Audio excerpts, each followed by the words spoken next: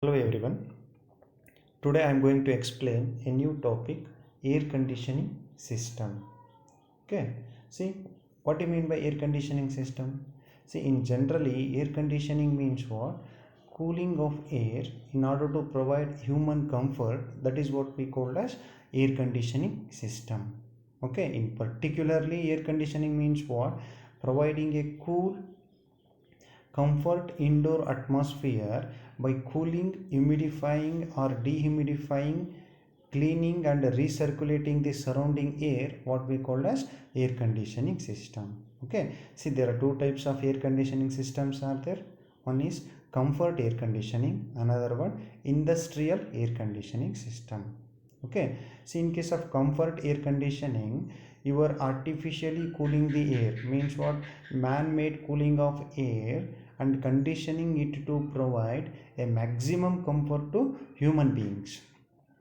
That is what we call as comfort air conditioning. And the artificial cooling of air and conditioning it to provide a controlled atmosphere required in some engineering, manufacturing and processing is called as industrial air conditioning system.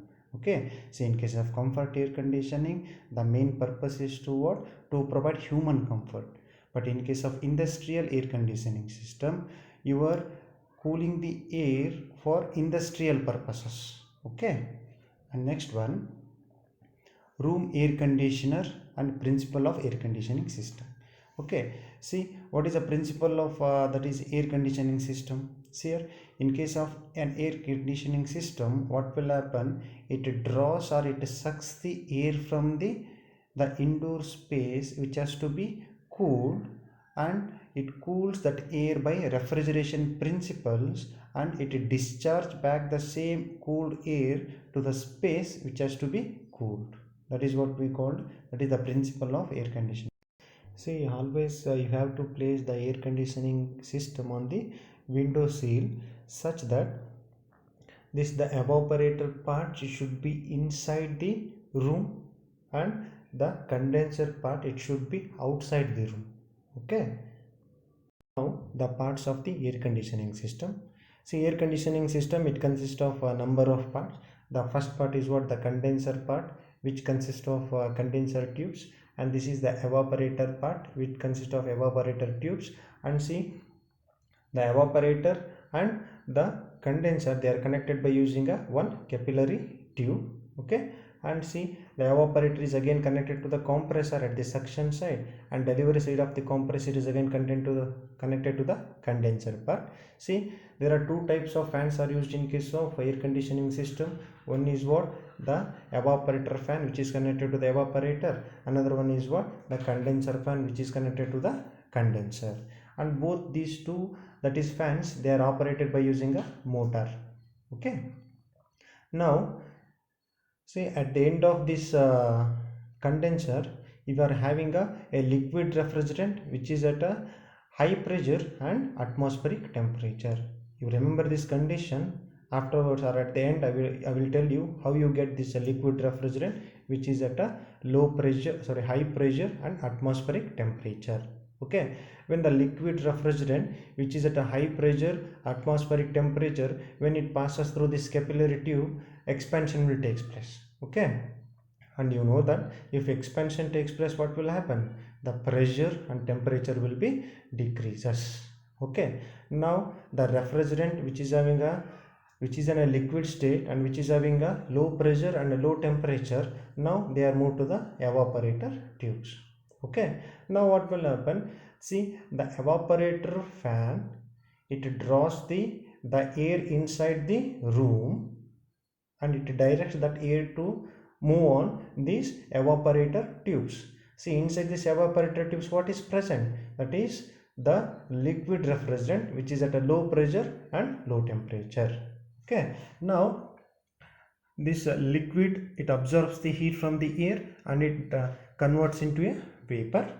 Okay, now here what you will get? You will get a cooled air. That cooled air is again what? It is sent to the space inside the room. Okay, now at the end of the evaporator, you are having that is vapors of the refrigerant. Now these vapors of the refrigerant, now it is what, it is moved to the compressor part. Okay, now in case of compressor part, what will happen, that is compression will takes place, so that at the end of the compressor, or at the side of the compressor delivery, you will get a refrigerant vapor which is at a high pressure, okay. Now these vapors of the refrigerant which is at a high pressure, okay, and high temperature, now they are what, moved to this condenser coil. Okay, see, in case of condenser, what will happen, it is provided with one fan, that is condenser fan. See, this condenser fan, what will happen, it draws the atmospheric air and it directs that atmospheric air to pass through this condenser tubes. Okay, see, inside this condenser tube, what is present here, you are having a refrigerant vapors which are at a high pressure and high temperature.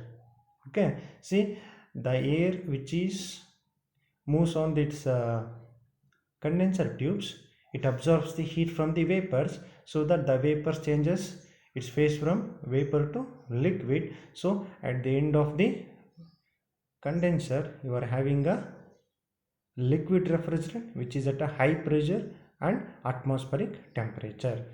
At the beginning I told you how consider a liquid refrigerant which is at a high pressure and atmospheric temperature, right? See, now you got how you get a liquid refrigerant which is at a high pressure and low temperature in case of condenser.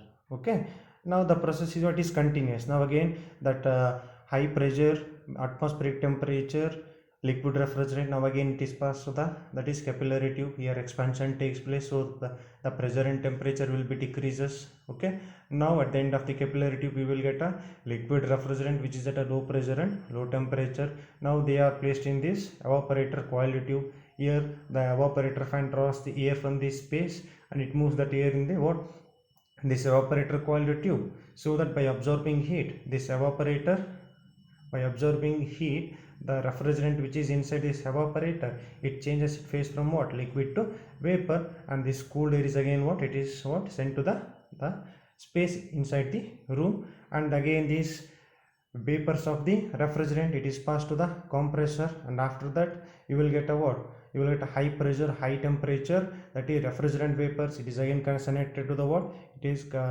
what, sent to this condenser tubes. Here what will happen, heat will be rejected to the what, atmosphere, by using what, this condenser fan.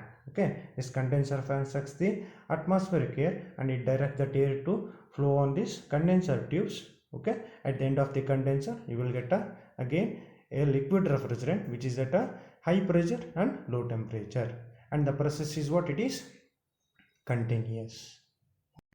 The theory notes for this air conditioning topic, you just copy from these two slides. See, this is the first one and this is second one. Okay, see, if you like this video, please share with your friends and subscribe to my channel, and don't forget to press that bell icon so that you will get a notification when I upload my next video. Thank you.